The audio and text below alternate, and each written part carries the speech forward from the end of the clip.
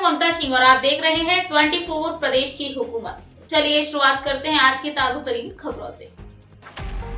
गुरसराय क्षेत्र के अंतर्गत आने वाले ग्राम पठा में श्रीमद् भागवत कथा ज्ञान यज्ञ का हुआ शुभारंभ।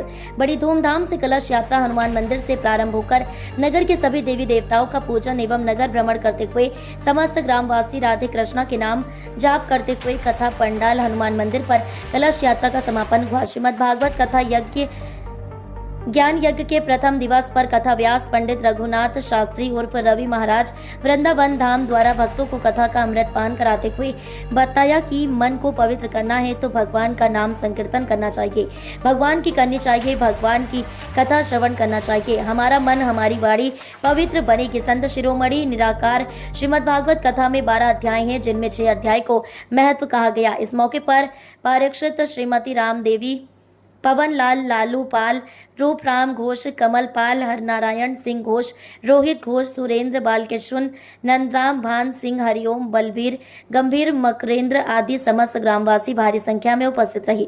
गुरसराय से आयुष त्रिपाठी की खास रिपोर्ट। पर वास्तविक नाम क्या है? त्रेता में महाराज दशरथ के बेटा बन के आए, वशिष्ठ जी ने नाम दे दिया राम। हम आप उन्हें राम के नाम से जानने लगे। हाँ, तो क्या त्रेता से पहले वो नहीं थे? और यदि थे तो उनका नाम क्या था? हाँ, द्वापर में मैया यशोदा के आंगन में बेटा बनकर आ गए। गर्गाचार्य ने नाम दे दिया कृष्ण। हम आप लोगों ने कृष्ण के नाम से जान लिया। हाँ, तो क्या इससे पहले वो नहीं थे या उनका नाम नहीं था? और यदि था तो क्या नाम था और किस रूप में थे?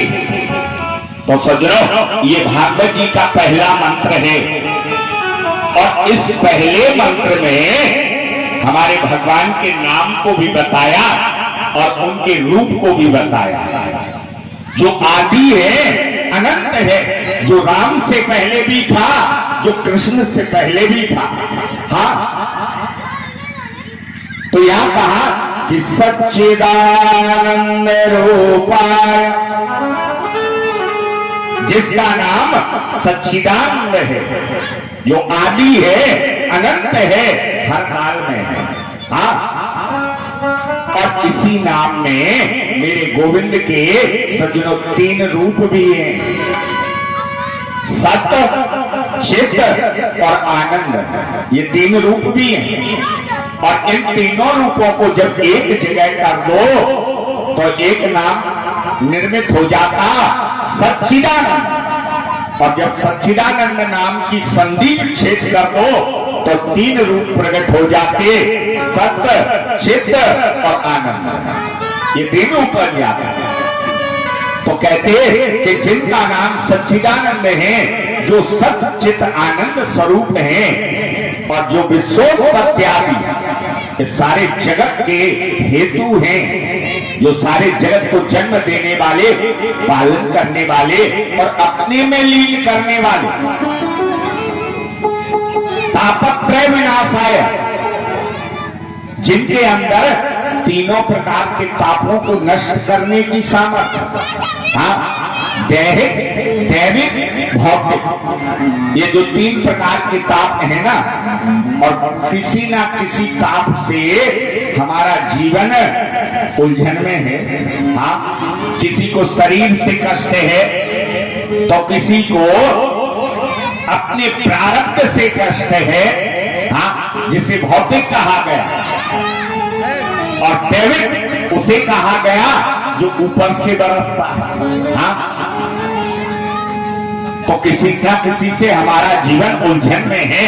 पर यहां कहते कि तापत्रय विनाशाय, जिसके अंदर ये तीनों प्रकार के तापों को नष्ट करने की सामर्थ्य। बोले ऐसा है कौन? हाँ, जिसका नाम सच्चिदानंद, जिनके 3 रूप, सारे जगत का मालिक और जिसमें 3 प्रकार के दुखों को नष्ट करने की सामर्थ्य। आखिर कौन है ऐसा? तो यह कहा कि श्री कृष्णाय वयम नमः। हमारे जो भगवान श्री कृष्ण है ना, हाँ, जिनका नाम सच्चिदानंद, सच्चिदानंद स्वरूप, सारे जगत के मालिक, तीनों प्रकार के तापों को नष्ट करने की सामर्थ्य, ऐसे भगवान श्री कृष्ण के चरणों में हम वंदन करते, नमन करते, निवेदन करते। गोविंद, हनुमान जी के दरबार में आपकी